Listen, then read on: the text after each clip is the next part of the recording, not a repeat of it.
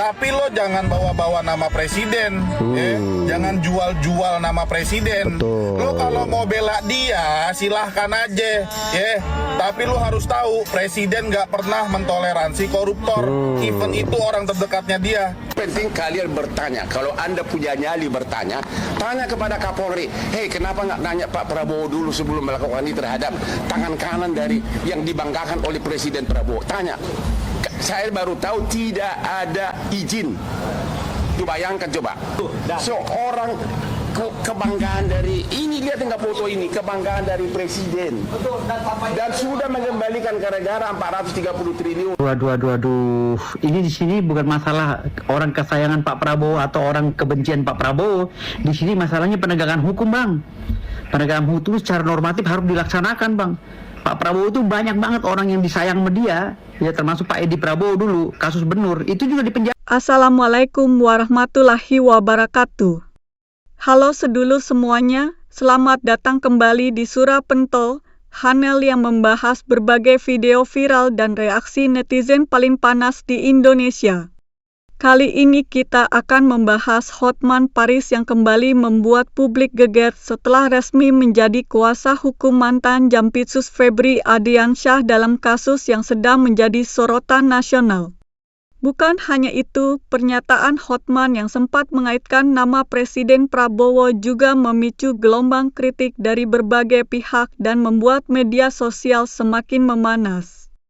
Kini reaksi demi reaksi terus bermunculan. Ada yang membela, ada yang kecewa, bahkan ada yang mempertanyakan arah penegakan hukum di Indonesia.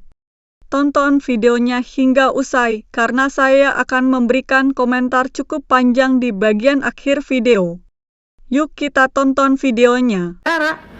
Jangan sampai Pak Prabowo ini terkesan, terimage di tengah masyarakat, ya, seakan-akan mau membela koruptor. Jangan, Bang, bahasa Abang tuh kayaknya terlalu tendensius. Padahal Pak Prabowo saya yakin nggak mau tuh hal seperti itu, walaupun itu orang kesayangannya. Yang paling penting kalian bertanya, kalau Anda punya nyali bertanya, tanya kepada Kapolri, hei kenapa nggak nanya Pak Prabowo dulu sebelum melakukan ini terhadap tangan kanan dari yang dibanggakan oleh Presiden Prabowo. Tanya, saya baru tahu tidak ada izin.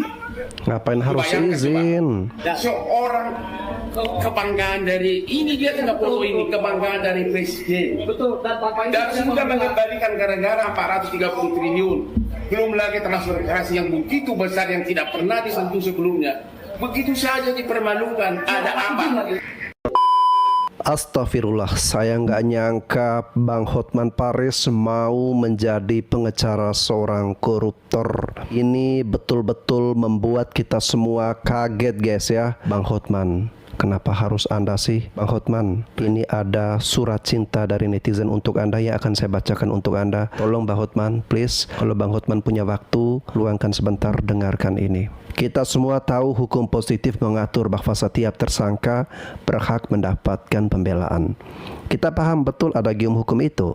Namun mari kita bicara jujur dari hati ke hati. Bung Hotman, kenapa harus Anda? Sungguh sebuah ironi yang menyakitkan. Di satu hari kita melihat Hotman Paris duduk di Kopi Joni dengan sukarela mendengarkan tangisan rakyat kecil yang terzalimi, mengetuk pintu keadilan untuk mereka yang tak punya daya. Namun di lain hari, jemari yang sama yang dipenuhi cincin berlian itu justru memegang berkas untuk membela seorang jaksa yang diduga menimbun kekayaan haram di saat rakyat berdarah-darah bertahan hidup. Bagaimana mungkin seorang yang begitu dicintai karena dianggap sebagai pengacara rakyat kini justru berdiri menjadi perisai bagi oknum yang merampok hak-hak rakyat tersebut?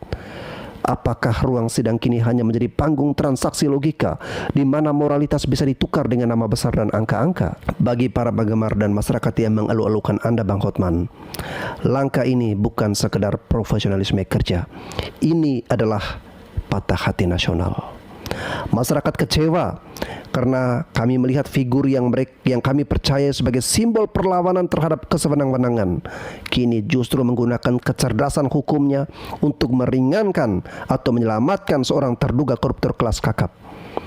Ketika seorang penegak hukum menjadi penimbun harta, dia adalah musuh negara. Dan ketika Anda Bung Hotman, Anda membelanya, Anda sedang berhadapan dengan rasa keadilan seluruh rakyat Indonesia. Bang Hotman Paris, uang bisa dicari, reputasi sebagai pemenang di pengadilan bisa dipertahankan. Namun, rekam jejak moral dan sejarah tidak bisa dibeli. Bang Hotman, Anda tidak kekurangan panggung, Anda tidak kekurangan uang, Anda sama sekali tidak kekurangan nama besar. Menjadi pembela dalam kasus ini seperti hanya akan mengikis habis legitimasi moral yang telah Anda bangun bertahun-tahun di mata publik. Jangan biarkan akhir dari perjalanan karir mentereng Anda diingat bukan sebagai pembela rakyat kecil, melainkan sebagai pelindung brankas emas para koruptor. Rakyat sedang menonton dan sejarah sedang mencatat. Camkan itu Hotman Paris, dan Anda dengarkan kata-kata dari netizen berikut ini. Buat Bang Hotman Paris, gua respect sama lu bang. Terserah kalau lu mau jadi pengacaranya Febri, itu hak lu dan itu ya profesional, gak apa-apa. Tapi lo jangan bawa-bawa nama presiden, jangan jual-jual nama presiden. Betul. Lo kalau mau bela dia silahkan aja, tapi lo harus tahu presiden gak pernah mentoleransi koruptor, even itu orang terdekatnya dia. Lo kalau mau bilang itu rumah mertuanya Febri, silahkan. Padahal Febri sendiri yang ngaku kemarin itu rumah dia. Lo kalau mau bilang di kasus Febri, gua nggak butuh duit, gua udah kaya, silahkan. Padahal pas di kasus Nadiem lo bilang jangan pelit-pelit sama pengacara. Intinya gini, lo kalau mau berak, tainya lo makan sendiri, jangan ngajak-ngajak orang. Paham lo? Ya sekarang kenapa sih orang Hotman Paris yang sudah sukses mau? Ingat, saya 25 tahun sebagai pengacaranya Prabowo. Semua perkara besar dia termasuk adiknya Hasim saya yang pegang. Presiden. Waktu dia Menhan pun saya sering diminta tanpa dibayar. Waktu saya di Singapura, saya kan operasi saraf kejepit. Jadi saya benar-benar nggak bisa bergerak karena 2 hari harus itu. Saya melihat benar-benar saya merasa miris. Karena apa? Jampitsus itu adalah yang dibanggakan oleh Presiden Prabowo karena dengan dia negara mendapatkan sebagai Satgas PKH 300 triliun. Kemudian dalam 1 tahun. Dalam 1 tahun. Kemudian pengembalian kerugian negara dapat 130 triliun. Sudah 430 triliun kembali dibanggakan oleh presiden. Bayangin orang yang kebanggaannya presiden tiba-tiba dikriminalisasi. Bahkan tanpa pamit sama presiden. Karena waktu saya di Singapura saya bikin akun bahwa nggak mungkin presiden nggak tahu. Ternyata nggak. Itu 430 triliun. Lu bayangin coba. Disitulah saya merasa marwah dari klien saya yang sampai sekarang hubungan baik. Saya merasa tertantang. Walaupun saya namanya jadi sedikit karena 90% follower saya biasanya semua kasus viral yang melanggar hak asasi gue yang pegang gratis. Semua termasuk Anda tahu lah semua di Indonesia ini. Mereka kalau ke Komnas nggak laku kasusnya. Kalau saya yang viral bom. Sudah 10 tahun saya begitu. Kasus Yupita, kasus polisi yang kemarin juga yang bikin, kasus Radit, kasus pesantren Lombok, kasus ABK kapal yang itu semua. Kalau udah saya ngomong sukses semuanya. Saya tidak minta imbalan apapun walaupun semua konglomerat klien saya. Itulah saya mau. Saya terpanggil ya. Dan yang kedua, beliau ini sekarang Jampitsus, lo tahu nggak transfer pricing itu? Dalam sejarah kejaksaan di Indonesia sejak zaman Majapahit, termasuk presiden-presiden yang sebelumnya, belum pernah ada kejaksaan. Ini aja sudah 430 triliun yang terkumpul uang berupa uang cash masuk ke kas negara. Apalagi dengan transfer pricing, lo tahu nggak? Ribuan triliun ruginya. Belum lagi yang nggak ketahuan karena zaman itu sudah berlangsung dari zaman presiden zaman dulu. Ya, berarti banyak oligarki yang terganggu. Belum lagi kasus petrol, CR yang lagi di Malaysia. Belum lagi kasus MBG segala macam. Jadi benar-benar dengan melakukan itu terhadap Jampitsus ini, mantan Jampitsus ini, benar-benar saya melihat kurang penghormatan terhadap Presiden Prabowo. Itulah alasannya saya terpanggil. Saya tidak mengharapkan uang dari Jampitsus ini karena saya tahu tidak mungkin dia bayar saya mahal. Saya bayarannya super mahal di Indonesia. Bang Hotman, waktu kasusnya Nadiem katanya dia bilang kamu pelit sih sama pengacara. Artinya kamu minta duit kan? Masa sekarang ngomongnya katanya saya tidak dibayar, saya tidak begini, saya tidak begitu. Jampitsus gak bakalan punya duit untuk bayar saya yang mahal itu. Lain di mulut, lain di kasus. Ya itulah guys ya, kita itu harus cerdas, rakyat itu harus pintar. Jangan semua hukum itu dikuasai oleh orang-orang yang maruk. Oke? Tahu nggak maruk? Ya silahkan kalian interpretasi sendiri. Nanti dibilang saya beginilah, begitulah. Maruk tanda kutip ya. Nah, supaya kalian pintar. Apalagi orang-orang kayak begini, ngakunya deket sama para pejabat, deket para penguasa, deket sama presiden. Emangnya orang yang deket sama presiden kebal hukum? Bisa dibenarkan semua yang kesalahan-kesalahannya gitu, maksudnya bisa dibela gitu. Jadi ini hanya semua kamuflase saja atau subsidi silang. 911 yang dia lakukan itu hanya kamuflase bahwa dia orang baik gitu. Ternyata pilih-pilih lah katanya udah kaya raya, jadi harus pilih-pilih kasusnya jangan kasus-kasus kayak begini yang merugikan rakyat dong Pak. Betul. Ya kan Bang, please deh. Tuh kan julid lagi gue, kalau nggak disuarakan kayak begini gue mewakili rakyat-rakyat yang waras. Nah kalian waras gak? Merapat ke saya. Salam Lita Gading. Jelas bahwa seseorang mau ditetapkan sebagai tersangka, apalagi dipermalukan, minimum dipanggil dulu, dipanggil saksinya dulu. Kalau kau nggak tahu pasalnya, lu berhenti jadi wartawan. Waduh, kok jadi marah-marah wartawan? Tidak ditahan karena memang Anda sudah melihat sendiri. Anak SD pun mengatakan bahwa itu bukan tindak pidana, belum ada bukti. Yang paling penting kalian bertanya. Kalau Anda punya nyali bertanya, tanya kepada Kapolri. Hei, kenapa nggak nanya Pak Prabowo dulu sebelum melakukan ini terhadap tangan kanan dari yang dibanggakan oleh Presiden Prabowo? Tanya. Saya baru tahu tidak ada izin. Coba bayangkan coba. Seorang kebanggaan dari ini, lihat nggak foto ini, kebanggaan dari presiden dan sudah mengembalikan ke negara 430 triliun, belum lagi transferasi yang begitu besar yang tidak pernah disentuh sebelumnya, begitu saja dipermalukan. Ada apa? Tanya, makanya malah ini kalian langsung ke Mabes Polri tanya kalau kau bukan pengecut. Waduh. Bagi follower saya yang merasa kok Hotman sekarang jadi begitu, yang semula 95% sebagai pengagum saya, silahkan gua ambil resiko itu. Tapi di mana logikanya? Seorang bawahannya presiden, ya, justru mentersangkakan, mempermalukan bawahan yang lain yang adalah kebanggaan presiden. Bang, lu belajar lagi deh tentang KUHP. Baca Undang-Undang Nomor 20 tahun 2025 Bang, Waduh. yang terbaru. Jangan sampai malu-maluin pengacara Bang, abang namanya udah besar. Aduh. Ini di sini bukan masalah orang kesayangan Pak Prabowo atau orang kebencian Pak Prabowo. Di sini masalahnya penegakan hukum Bang. Penegakan hukum secara normatif harus dilaksanakan Bang. Pak Prabowo itu banyak banget orang yang disayang sama dia, ya termasuk Pak Edi Prabowo dulu, kasus Benur, itu juga dipenjara. Jangan sampai Pak Prabowo ini terkesan, terimage di tengah masyarakat, ya seakan-akan mau membela koruptor. Jangan Bang, bahasa abang tuh kayaknya terlalu tendensius. Padahal Pak Prabowo saya yakin nggak mau tuh hal seperti itu, walaupun itu orang kesayangannya. Masih banyak kok kader-kader lain, kader Pak Prabowo yang bisa bekerja tanpa harus korupsi. Percuma dong Bang, sama aja dengan mencuci muka pakai air kotoran Bang, pakai air comberan. Kalau seandainya kita nih nangkep-nangkepin koruptor, tapi kita sendiri juga koruptor, pejabatnya Jampisus, si Febri ini. Betul. Jadi Bang, kalau berbicara Bang, jangan asal-asalan Bang. Coba tolong, abang jangan banyak liburan deh. Jadi memalukan Bang. Proses hukum jadi memalukan. Ini kasus gede loh Bang. Kasus besar di Indonesia ini Bang. Jangan sampai memalukan Bang. Ini kasus besar di Indonesia, kasus korupsi, dugaan korupsi terkait dengan Jampitsus, pejabat penegak hukum loh yang melakukan ini. Kalau menurut undang-undang Bang, pejabat yang melakukan korupsi itu harus dihukum mati, minimal hukum seumur hidup. Oke. Di jabatan tertinggi loh Jampitsus Bang, orang nomor 3 di Kejagung. Jadi Bang, udahlah Bang, jangan inilah, aduh. Ini abang kayak terlalu tendensius banget gitu, menggebu-gebu ingin melepaskan Febri gitu. Dengan kalimat-kalimat yang ini bukan rumahnya, ini bukan uang, ini uang titipan yayasan. Emang bisa Jampitsus menerima titipan uang, menerima titipan emas, atau keluarganya Jampitsus menerima titipan emas? Emang bisa? Bang, saya aja Bang, saya masih keponakan Pak Anwar Usman, Ketua Mahkamah Konstitusi. Mau foto aja susah Bang, walaupun saya udah diskusi dari pagi sampai sore. Waduh. Dari malam sampai subuh sama om saya. Mau foto aja susah. Jangan nggak mau nitipin uang, bilang sama om saya, Om, bisa nitipin uang di rumah Om Anwar Usman, Ketua Mahkamah Konstitusi. Nih saya ada uang yayasan, titipin. Mana mau? Pejabat tuh gak ada yang mau Bang.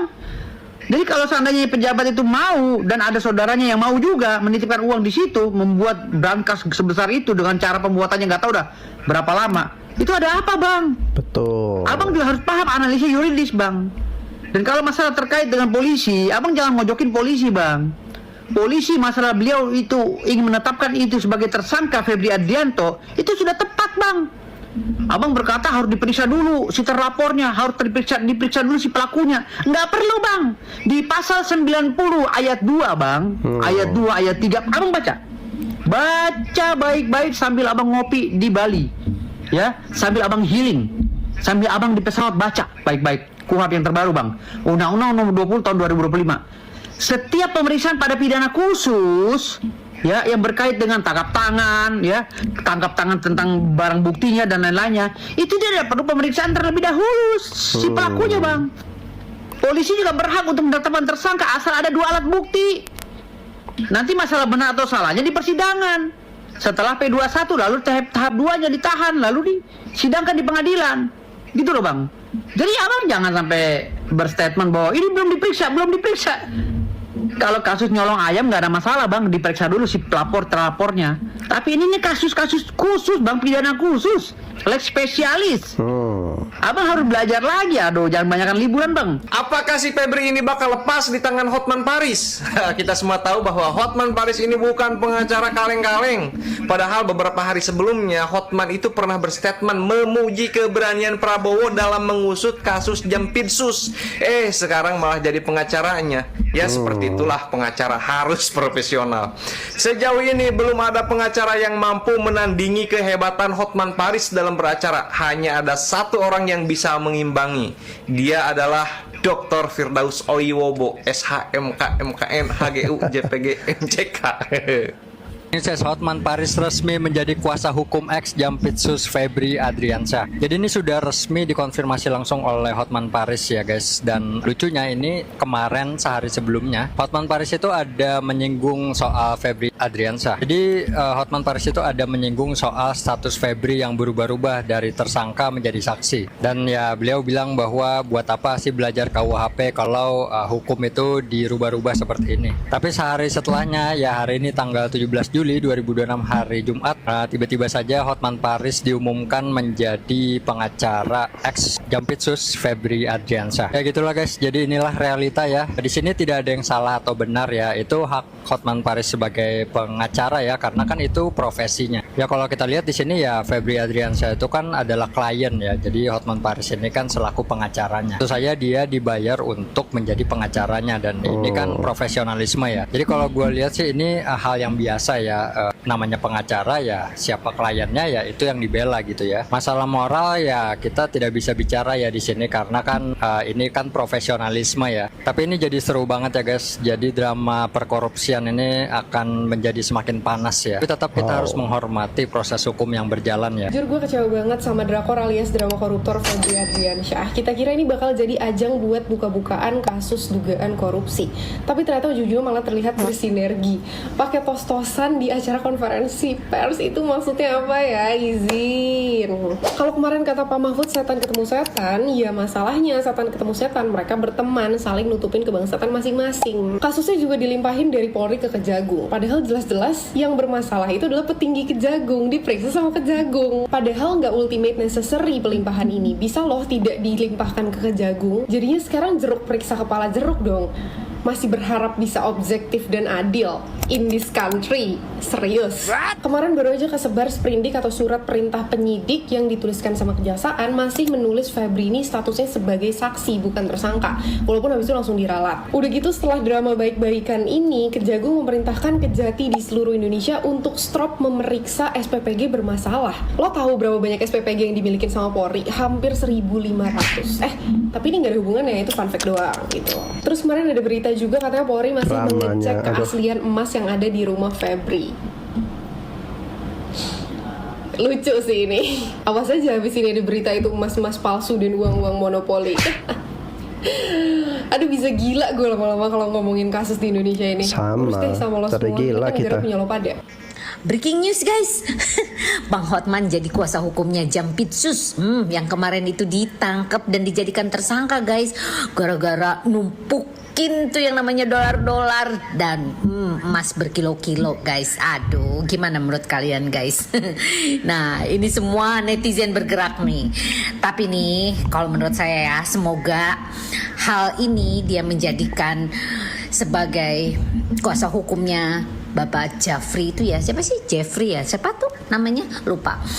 Nah Mudah-mudahan bukan akhir dari segalanya, bukan akhir dari karirnya dia selama ini yang katanya jadi pengacara nomor 1 di Indonesia.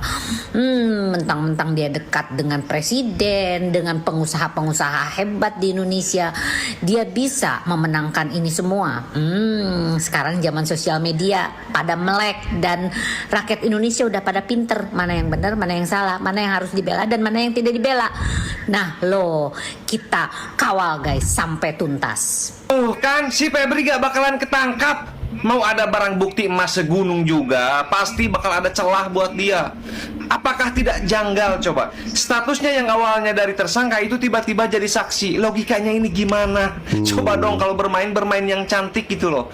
Seolah-olah para penegak hukum ini takut sama si Febri. Takut kayaknya rahasia orang-orang besar di negeri ini dibongkar sama si Febri. Makanya aku mengajak seluruh masyarakat Indonesia untuk terus menyuarakan ini. Kalau tidak bisa lepas dia itu guys. Pak Prabowo, tolonglah, ayolah jangan diam terus. Instruksikan agar para penegak hukum ini bersifat objektif dan adil. Ya, kalau nggak dikawal bisa lepas ini, bisa bebas guys ya. Makanya netizen harus tetap atau terus berisik. Yang bikin banyak orang kaget bukan cuma karena Hotman Paris jadi pengacara Febri, tapi karena tarifnya disebut bisa sampai puluhan miliar rupiah. Gila banget. Tapi sebelum ngomongin soal tarifnya guys, gua kasih tahu dulu kenapa banyak orang sampai kaget. Selama ini Hotman Paris dikenal sering membela masyarakat kecil loh. Bahkan beberapa kali dia juga memberikan bantuan hukum secara cuma-cuma buat orang yang lagi cari keadilan. Makanya waktu sekarang dia resmi jadi kuasa hukum Febri Ardiansyah yang lagi jadi sorotan publik, gak sedikit netizen yang langsung mempertanyakan keputusan itu. Nah, ternyata bukan cuma itu yang bikin rame guys. Dalam berbagai pemberitaan, tarif jasa Hotman buat menangani perkara besar juga disebut bisa mencapai puluhan miliar rupiah. Sementara itu, harta kekayaan Febri yang dilaporkan di LHKPN nilainya jauh di bawah angka tersebut. Perbandingan inilah yang kemudian ikut ramai dibahas di media sosial dan memunculkan banyak spekulasi dari masyarakat. Di sisi lain, ada juga yang mengingatkan kalau profesi pengacara memang bertugas mendampingi siapa. Kalau saya pribadi melihat persoalan ini, terus terang saya memiliki pendapat yang mungkin tidak akan disetujui oleh semua orang. Dan memang beginilah seharusnya sebuah panel reaksi. Saya tidak sedang memutuskan siapa yang benar atau siapa yang salah secara hukum, karena itu adalah kewenangan penyidik, jaksa, hakim, dan proses peradilan. Tetapi saya ingin berbicara sebagai masyarakat biasa yang mengikuti perkembangan kasus ini sejak awal. Yang pertama membuat saya heran adalah mengapa begitu banyak energi publik akhirnya tersedot bukan lagi membahas substansi dugaan korupsinya, melainkan berpindah kepada siapa pengacaranya. Padahal kalau dipikir-pikir, kehadiran seorang pengacara memang merupakan hak setiap tersangka. Bahkan orang yang sudah jelas-jelas melakukan kejahatan sekalipun tetap berhak didampingi pengacara. Itu adalah prinsip negara hukum. Namun persoalannya tidak sesederhana itu. Yang membuat masyarakat ramai bukan sekedar karena Hotman Paris menjadi pengacara seseorang. Yang membuat gaduh adalah karena selama ini beliau dikenal sebagai sosok yang sering tampil membela masyarakat kecil, sering berbicara lantang mengenai keadilan, bahkan berkali-kali memberikan bantuan hukum secara cuma-cuma. Akibatnya, publik sudah terlanjur memiliki ekspektasi tertentu terhadap figur beliau. Ketika kemudian beliau menerima perkara yang berkaitan dengan dugaan korupsi besar, tentu sebagian masyarakat merasa kecewa. Perasaan kecewa itu menurut saya sangat manusiawi. Mereka merasa sosok yang selama ini dianggap berada di pihak rakyat kecil kini berada di sisi orang yang sedang menghadapi tuduhan serius. Apakah rasa kecewa itu salah? Menurut saya tidak. Tetapi apakah keputusan Hotman Paris otomatis salah? Menurut saya juga belum tentu. Karena memang profesi advokat berbeda dengan profesi hakim. Pengacara memang bertugas memberikan pembelaan hukum kepada siapapun kliennya. Kalau semua pengacara hanya mau membela orang yang dianggap baik, lalu siapa yang akan memastikan proses hukum berjalan adil? Di sisi lain, saya juga memahami mengapa sebagian netizen merasa keberatan ketika nama Presiden Prabowo ikut dibawa-bawa dalam argumentasi pembelaan. Menurut saya pribadi, ini justru bagian yang paling sensitif. Presiden adalah kepala negara. Kalau memang ada proses hukum yang sedang berjalan, biarkan proses itu berbicara berdasarkan alat bukti, bukan berdasarkan siapa dekat dengan siapa. Saya pribadi kurang nyaman apabila muncul narasi bahwa seseorang seolah tidak layak diperiksa hanya karena dianggap dekat dengan presiden atau pernah berjasa kepada negara. Justru kalau memang seseorang berjasa besar, maka dia juga harus menjadi teladan dalam menaati hukum. Jasa memang harus dihargai. Tetapi jasa tidak boleh menjadi tameng apabila suatu saat muncul dugaan pelanggaran hukum. Begitu pula sebaliknya. Kalau seseorang memang tidak bersalah, jangan pula dipaksa bersalah hanya karena opini publik sudah terbentuk. Inilah pentingnya asas praduga tak bersalah. Saya juga melihat di media sosial akhir-akhir ini masyarakat semakin mudah terbelah. Sedikit-sedikit langsung memberi label. Sedikit-sedikit langsung menyimpulkan. Padahal kita semua belum melihat isi persidangan. Belum mendengar seluruh alat bukti, belum mengetahui fakta sebenarnya. Yang kita lihat baru potongan video, cuplikan konferensi pers, dan komentar dari berbagai pihak. Menurut saya, masyarakat harus tetap kritis tetapi jangan kehilangan akal sehat. Jangan sampai rasa benci kepada seseorang membuat kita tidak lagi objektif. Tetapi jangan pula rasa suka kepada seseorang membuat kita menutup mata terhadap kemungkinan adanya kesalahan. Kalau saya boleh jujur, yang paling saya harapkan dari kasus ini sebenarnya bukan siapa yang menang atau kalah. Yang saya inginkan sederhana. Saya ingin kasus ini dibuka seterang-terangnya. Kalau memang ada korupsi, bongkar semuanya. Kalau memang tidak ada korupsi, bersihkan nama orang tersebut secara terbuka. Jangan menggantung perkara sehingga masyarakat terus dipenuhi spekulasi. Karena semakin lama sebuah perkara tidak jelas arahnya, semakin banyak teori konspirasi yang bermunculan. Saya juga berharap aparat penegak hukum tidak terpengaruh oleh tekanan media sosial. Jangan pula terpengaruh oleh tekanan tokoh-tokoh besar.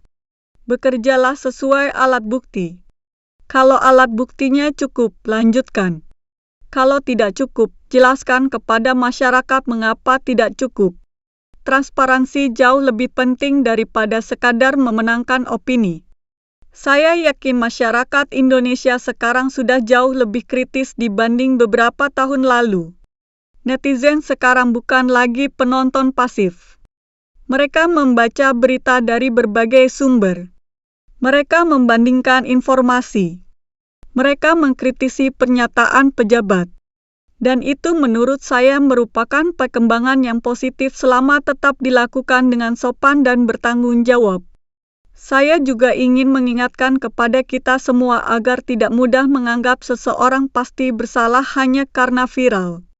Di era media sosial, framing bisa terbentuk sangat cepat. Potongan video 15 detik bisa mengubah persepsi jutaan orang.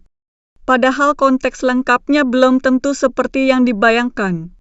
Sebaliknya, jangan pula menganggap seseorang pasti benar hanya karena terkenal atau memiliki reputasi hebat. Nama besar bukan jaminan selalu benar. Status tinggi juga bukan jaminan kebal terhadap kritik. Menurut saya, justru orang-orang besar harus siap menerima kritik lebih besar karena pengaruh mereka terhadap masyarakat juga jauh lebih besar.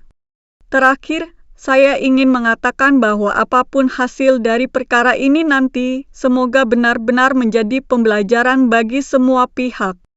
bagi aparat penegak hukum agar bekerja semakin profesional, bagi para pejabat agar menjaga integritas, bagi para pengacara agar tetap menjalankan profesinya dengan menjunjung etika, dan bagi kita sebagai masyarakat agar tetap kritis tetapi tidak mudah terprovokasi.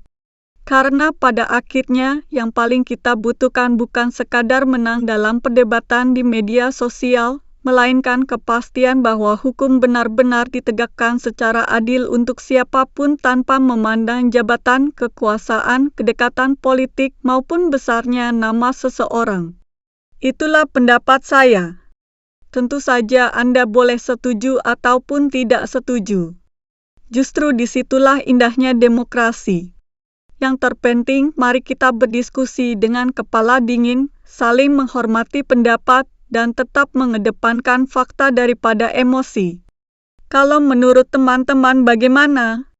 Apakah keputusan Hotman Paris murni profesional sebagai seorang advokat, atau menurut kalian ada hal lain yang patut dipertanyakan?